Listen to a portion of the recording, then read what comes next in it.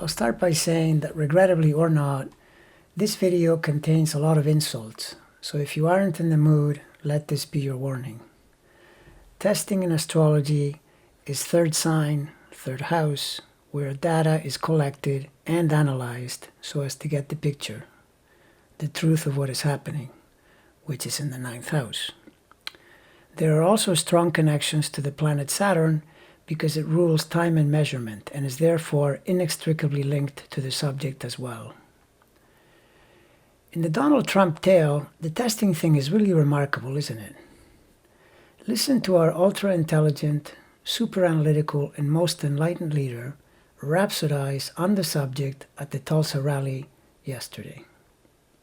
And with testing, testing is a double-edged sword. We've tested now 25 million people. It's probably 20 million people more than anybody else. Germany's done a lot. South Korea's done a lot. They call me, they say, the job you're doing, here's the bad part. When you do testing to that extent, you're going to find more people, you're going to find more cases.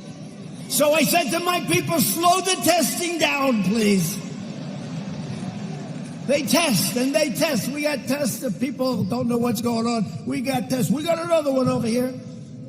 The young man's 10 years old. He's got the sniffles. He'll recover in about 15 minutes. That's a case. Add up to it. That's a case. Yeah, that's the case, all right. I'm looking at him, a total mental case. Now realize there's nothing new here. He has said this before, more than once, while on camera and with crystal clear microphones. Just as clear must be that he believes this.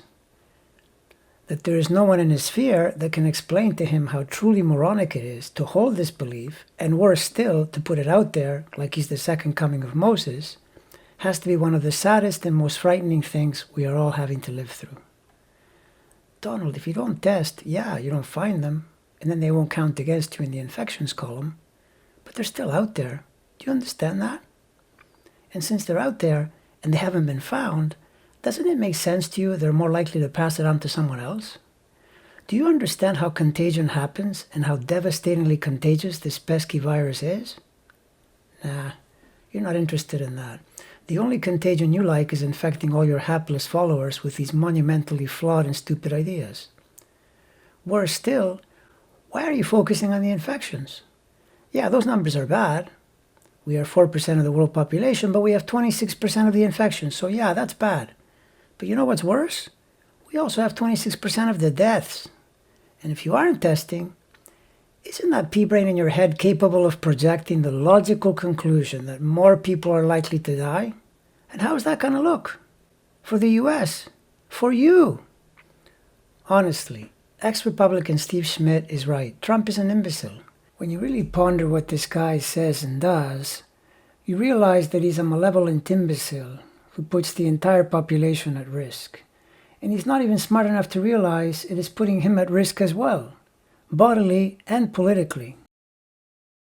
A while back I made the astrological claim that his Neptune-Mercury square, aside from being the source of his malignant imagination, is also in this case, because I would never say that about all Neptune-Mercury squares, but in this case, is an indicator of an idiot, a donkey, a man without a lot of brain power between his ears. And I will also say that from my vantage point, astrologically speaking, this may be the most important subject for Biden and the Democrats to focus on. First, because it is the most critical if we are ever going to beat this virus.